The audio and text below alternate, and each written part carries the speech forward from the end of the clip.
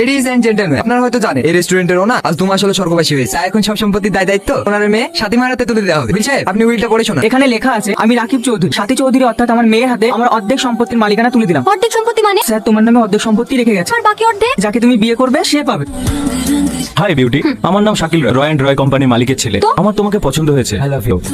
তোর এত বড় স্পর্ধা, আমাকে অপমান করলি। আমি ইচ্ছে করলে রাতারাতি তোর এই রেস্টুরেন্ট কিনে ফেলতে পারি, বুঝলি? তোর এই টাকার গরম অন্য কোথাও গিয়ে দেখ, আমাকে না। বেরিয়ে যা আমার রেস্টুরেন্ট থেকে। ওইটা বলুন ম্যাম। তুমি কে? আমি নতুন জয়েন হয়েছি ম্যাম। যা একটা প্যাক বানিয়ে নিয়ে এসো। আমি যতদূর জানি ম্যাম, এই রেস্টুরেন্টে মদ অ্যালাউ নেই। এটা আমার রেস্টুরেন্ট, আমি যা বলবো তাই হবে। 2 টাকার ওয়েটার হয়ে আমাকে জ্ঞান দিতে এসো না। ভালো করে সার্চ করো। কি ব্যাপার আপনারা? আমাদের কাছে খবর আছে আপনারা বেআইনি ভাবে রেস্টুরেন্টে বিদেশি মদ বিক্রি করে। কি সব উল্টোপাল্টা বলছেন? স্যার উপরে আসুন, এই দেখুন স্যার। এগুলো কি? এগুলো তো ওগুলো আমার। এই, ওকে অ্যারেস্ট করো। তুমি নিজের ঘরে দোষ নিলে কেন? কাজে জয়েন করার সময় প্রতিজ্ঞা করেছিলাম ম্যাডাম, আমি এই রেস্টুরেন্টের কোনো ক্ষতি হতে দেবো না। তাই বলে তুমি আমার জন্য এভাবে মুখ বুজে মার খাবে? এই দাগগুলো আমার উপরেই মানা, আপনার না।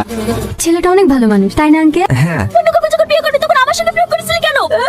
এই নিন ম্যাম। কে আনতে বললো? আমি তো অর্ডার করিনি। আমি যতদূর জানি ডিপ্রেশনে থাকলে চকলেট খেতে হয়, খেয়ে তো মন হালকা হয়। আপনাকে কে বললো আমি ডিপ্রেশনে আছি? আপনি যেভাবে গালাগালি করছিলে, কাল দেবো না, প্রত্যেকটা ছেলে এক, সবাই খারাপ। আবার ভুল করছে। এই প্লেট আর চকলেট দুটোই সুন্দর, তাই বলে কি আপনি প্লেটটাও খাবেন? না। তাহলে সব ছেলেরা একরকম দেখতে হলে সবার মন এক হয় না। আপনি কিন্তু ভীষণ অদ্ভুত কথা বলেন। আর আপনি অদ্ভুত গালাগালি করেন। রাগ হলে একটু একটু। আমার নাম মায়া, আর আপনার? রোহন। হ্যাঁ ম্যাডাম। আমার জন্য এক গ্লাস জল নিয়ে এসো। আপনি অন্য কাউকে বলুন না। আরে আরে, ওটা আমাদের ম্যাডাম, উনি রেগে গেলে আমার চাকরি চলে যেতে পারে। প্লিজ আমাকে যেতে দিন। ঠিক আছে।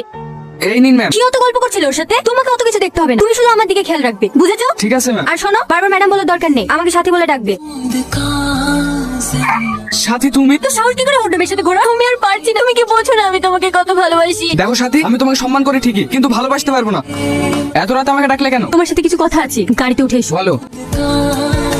কি ব্যাপার? কোথায় এনেছো আমাকে? হাতগুলো আমার। আমাকে বলো তুমি আমাকে ভালোবাসবে। আর কতবার বলবো আমি তোমাকে ভালোবাসি না? তোমাকে না পেলে আমি বেঁচে থেকে কি করব? ভালো থেকে রোহন। আই লাভ ইউ সাথী। সত্যি? হ্যাঁ সত্যি, আমি তোমার প্রতিশোধ নিয়েছি ভাই। ও এখন আমার জন্য পাগল। সেই অবস্থায় করবি, এটাও আমার সাথে করেছি।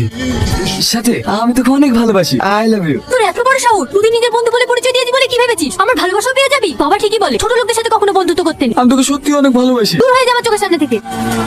অত উপর থেকে লাফ মারার কারণে আপনার ভাই স্পাইলে ভেঙে গেছে, তাই উনি আর কোনোদিনও চলাফেরা করতে পারবে না। যে সাথী তোকে একদিন অহংকার দেখেছিল, সে আজ আমার হাতের মুঠোয়।